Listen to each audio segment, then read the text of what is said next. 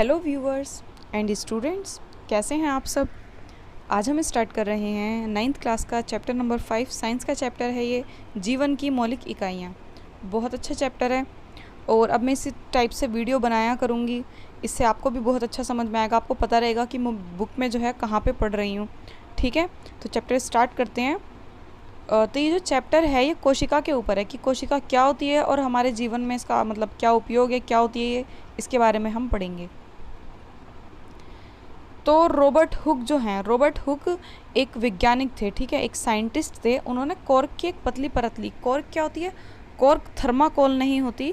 बहुत से बच्चे कॉर्क थर्माकोल को समझते हैं। कॉर्क होती है पेड़ के ऊपर की जो छाल होती है ना, पतली परत, उसको कहते हैं कॉर्क।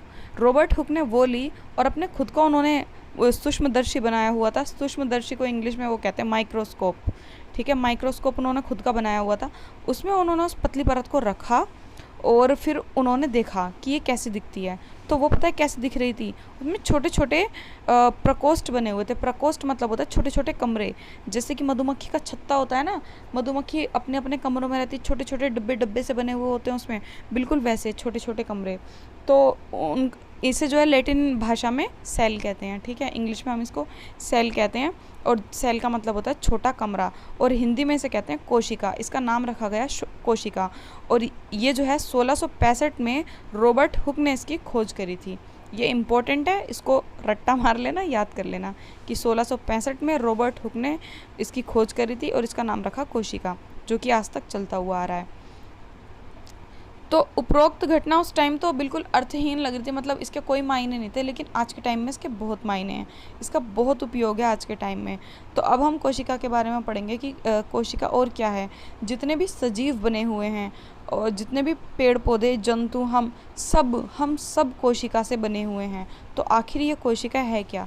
इसके लिए जो है हमें एक एक्सपेरिमेंट करना पड़ेगा। ये एक्सपेरिमेंट पता है हमने भी, जब मैं 9th क्लास में थी तो हमारी मैम ने कराया था बहुत अच्छे से, तो मुझे अब तक याद है। सच में जैसे इसमें बोला गया है ना, सच में वैसा ही दिखाई देता है। मैंने खुद माइक्रोस्कोप में देखा था, जब मैम ने हमें दिखाया था, तो सच में ऐसे ईंट जैसा ही दिखाई देता है। तो हमें पता है क्या करना है, एक प्याज का छोटा सा टुकड़ा लेना है और उसमें से ना चिमटी से झिल्ली उतार लेनी है। लेकिन हमने तो हाथ से ही उतार ली थी, उस टाइम सबके पास चिमटियाँ अवेलेबल नहीं थी। प्याज के ऊपर एक पतली सी झिल्ली होती है, पतली सी परत होती है, वो इतनी पतली होती है पन्नी जैसी, उसके आर पार भी दिखाई देता है, और वो उतारते ही ना कुछ सेकंड्स में ही सूख जाती है। तो उसको उतार के जब हमने कांच की शीशे पे उसको रखना होता है, ठीक है, और फिर उसके ऊपर और नीचे ना पानी की बूंद डाल देनी होती है, ताकि वो जो है गीली रहे और सिकुड़े ना। और फिर उस स्लाइड को जो है ना उस पर रख देते हैं माइक्रोस्कोप पे, और माइक्रोस्कोप में रख के जब हम उसको देखते हैं तो पता वो कैसी दिखाई देती है। जैसे कि एक दीवार होती है ना, एक मिट्टी से ईंट से बनी हुई दीवार होती है, कोरी दीवार जिसके ऊपर प्लास्टर नहीं होता, उसमें डब्बे डब्बे दिखाई देते हैं, ईंट दिखाई देती हैं, सेम बिल्कुल वैसे ही वो दिखाई देती है, अलग अलग उसमें जैसे कि ईंटें लगी हुई हों, और उनके बीच में ना एक बिंदी दिखाई देती है, सबके बीच में एक बिंदी दिखाई देती है, बिल्कुल ऐसे जैसे कि अभी आपको यहाँ पर मैं दिखाती हूँ। ये स्क्रीन पे आपको दिखाई दे रहा है, ये डब्बे डब्बे से बने हुए हैं और बीच में इनके बीच में एक बिंदु सा है। तो ये जो बिंदु है ये केंद्रक है, और ये किसी भी जंतु का ले लो, किसी भी पादप मतलब पौधे का ले लो, या किसी भी इंसान की, ठीक है, किसी की भी कोशिका अगर होगी तो उसमें सब में कॉमन चीज़ ये होती है कि सबके बीच में केंद्रक ज़रूर होगा। पौधों की कोशिका की शेप अलग होती है, जंतु की अलग होती है और इंसानों की अलग होती है, और फिर उसमें भी हमारे मतलब ऑर्गन्स की अलग अलग होती है। मतलब हर एक चीज़ की कोशिका अलग टाइप्स की होती हैं, लेकिन सब में कॉमन बात ये होगी, एक जैसी चीज़ ये होगी कि सबके बीच में क्या होगा? केंद्रक होगा। अब ये जो दिखाई गई है ये प्याज की झिल्ली की है, और मैंने सच में माइक्रोस्कोप के अंदर ये देखी हुई है, ये ऐसे ही दिखाई देती है। ये ईंटें सी दिखाई देती हैं, जैसे कि ईंटें हों टेढ़ी मेढ़ी, और बीच में एक ही बिंदु सा दिखाई देता है, ये केंद्रक होता है। अब ये जो बिंदु सा है ना, ये बीच में, इसके अंदर भी बहुत कुछ होता है, फिर उसको भी जूम करके देखते हैं। वहाँ तक हम पहुँचे नहीं थे, हमारी मैम ने सिर्फ उतना ही हमें दिखाया था। अब हम आगे पढ़ते हैं।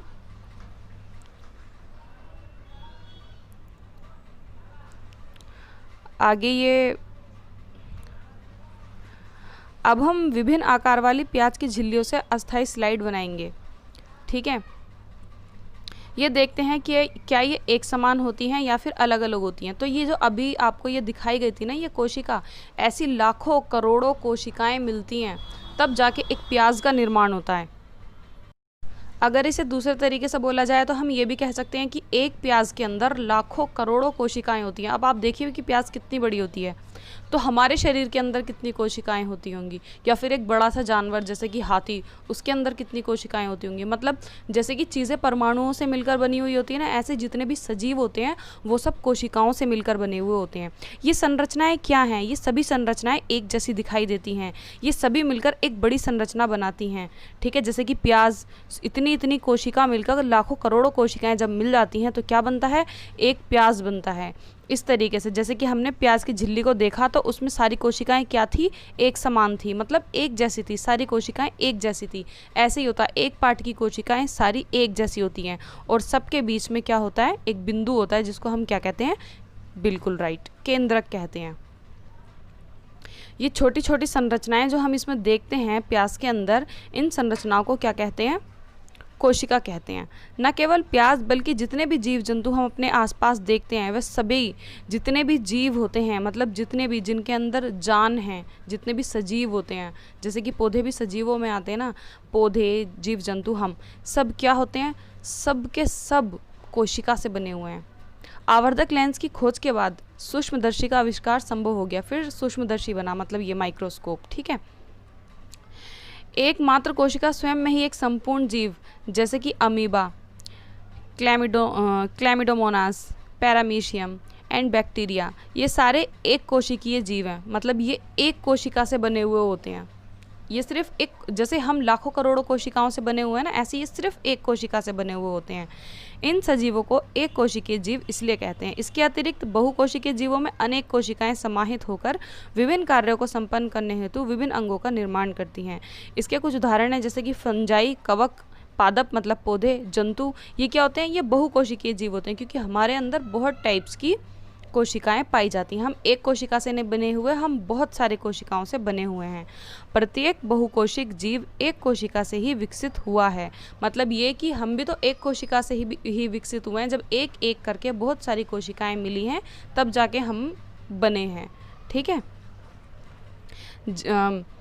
कोशिकाएं विभाजित होकर अपनी ही जैसी कोशिकाओं को बनाती हैं। इस प्रकार हम कह सकते हैं कि सभी कोशिकाएं अपनी पूर्ववर्ती कोशिकाओं से उत्पन्न होती हैं। जिस तरीके से एक बेबी का निर्माण होता है कि बेबी जो है वो अपने ही पुराने जो लोग होते हैं उनसे पैदा होकर आता है, और वो जो लोग होते हैं वो भी अपने पुराने लोगों से पैदा होकर आते हैं।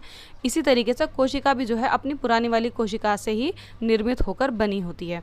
ये भी आपको पढ़ लेना है। ये पूछा जाता है कि कोशिका का सबसे पहले पता जो है वो रॉबर्ट हुक ने पता लगाया था। कब पता लगाया था? 1665 में पता लगाया था। उसने कोशिका को कोर की पतली काट के अंदर, ये मैंने अभी स्टार्टिंग में आपको पूरा बता दिया, तो ये पूरा आपको पढ़ लेना है। ठीक है, इसमें ज़्यादा नहीं पूछा जाता, सिर्फ यही पूछा जाता है कि रॉबर्ट हुक कौन थे या फिर वह कौन से वैज्ञानिक थे जिन्होंने कोशिका का पता लगाया और कौन से सन में पता लगाया। अब हम क्रियाकलाप 5.2 पढ़ते हैं।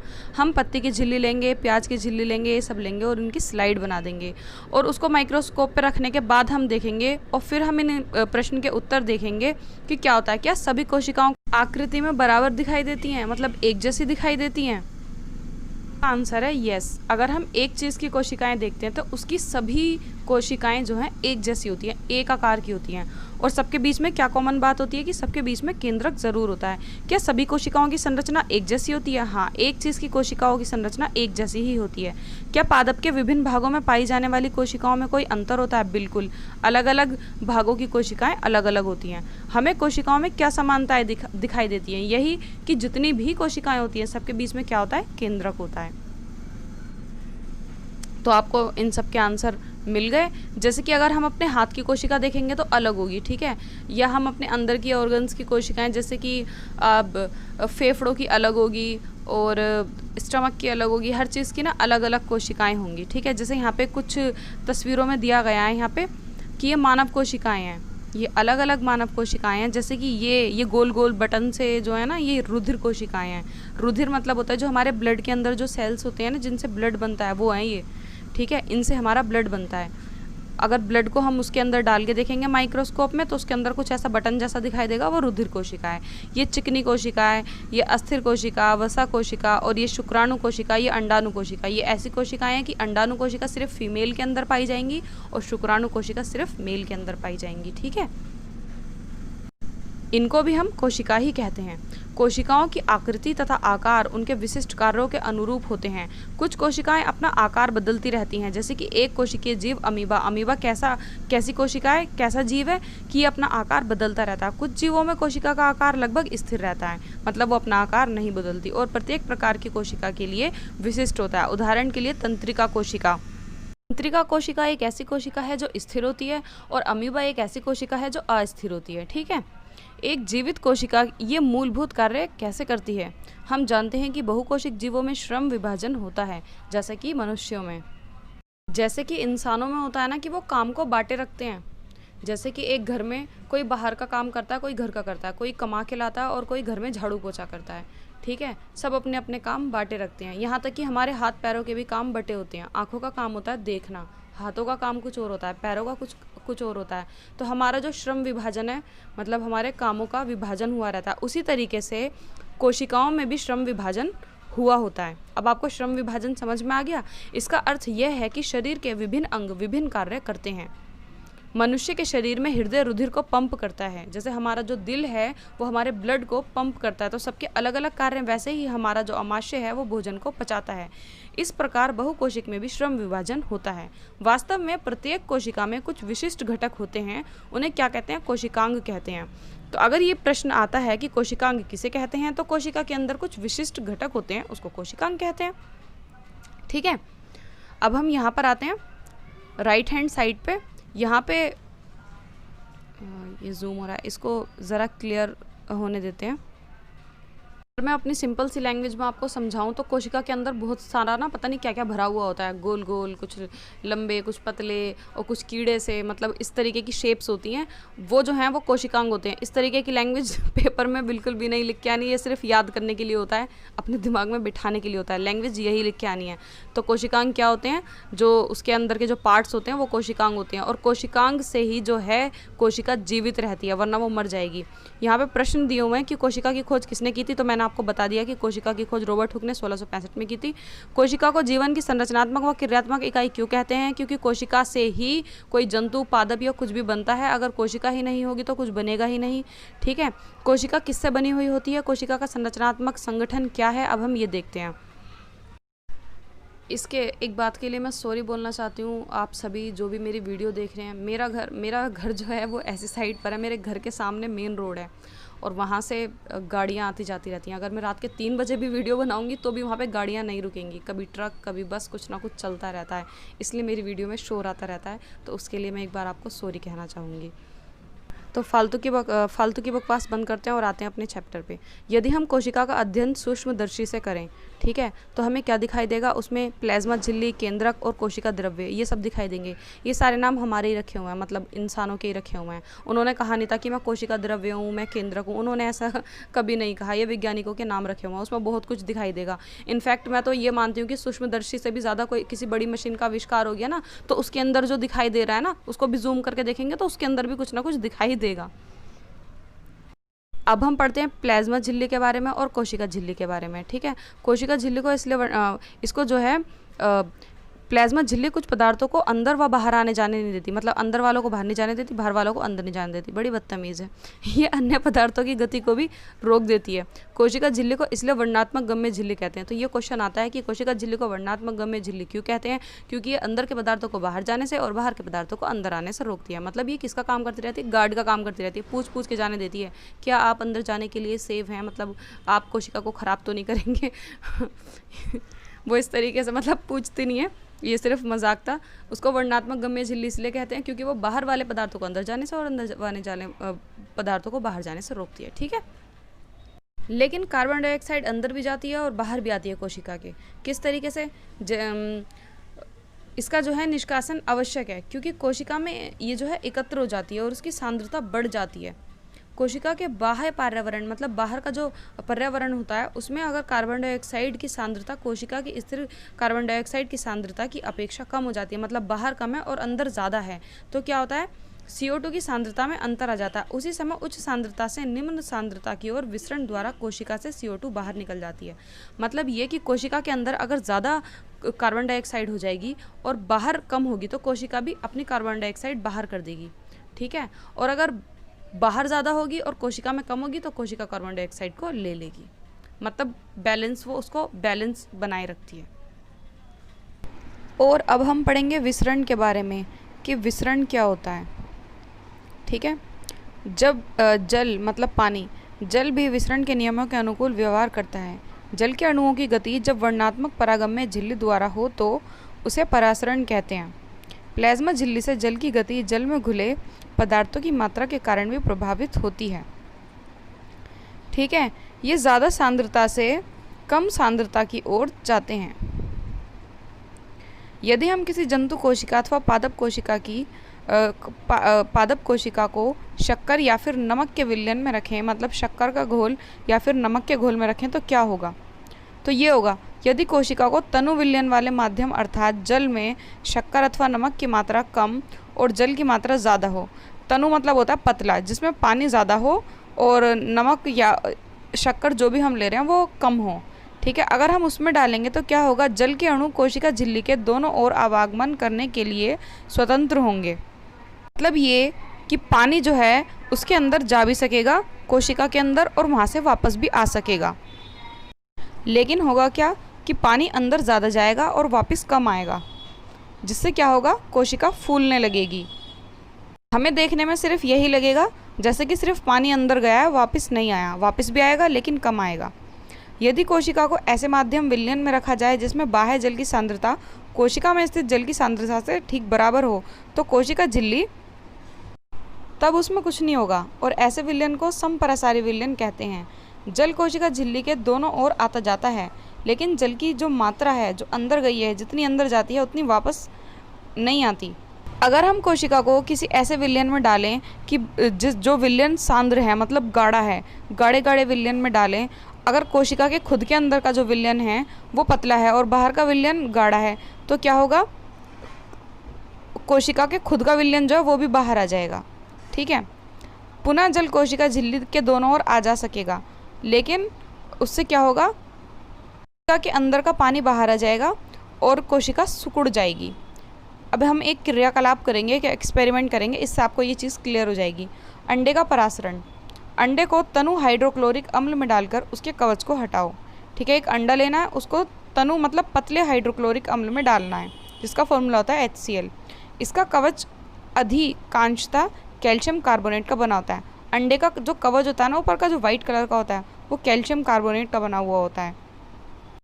उसके बाद अंडे में क्या निकलता है, एक पतली सी झिल्ली निकलती है। अंडे को शुद्ध जल में रखो, ठीक है, और फिर 5 मिनट के बाद इसका अवलोकन करो। तो हम क्या देखेंगे, हम देखेंगे कि अंडा फूल जाता है, क्योंकि परासरण द्वारा जल अंडे के अंदर चला जाता है। ये होता है परासरण। इसी तरीके से अब हमें क्या करना है, कवच रहित अंडा, मतलब जिसका ऊपर का कवच उतार दिया हो, उसको हमें रखना है सांद्रित विलयन में, नमक का सांद्रित विलयन, नमक के गाढ़े गाढ़े घोल में।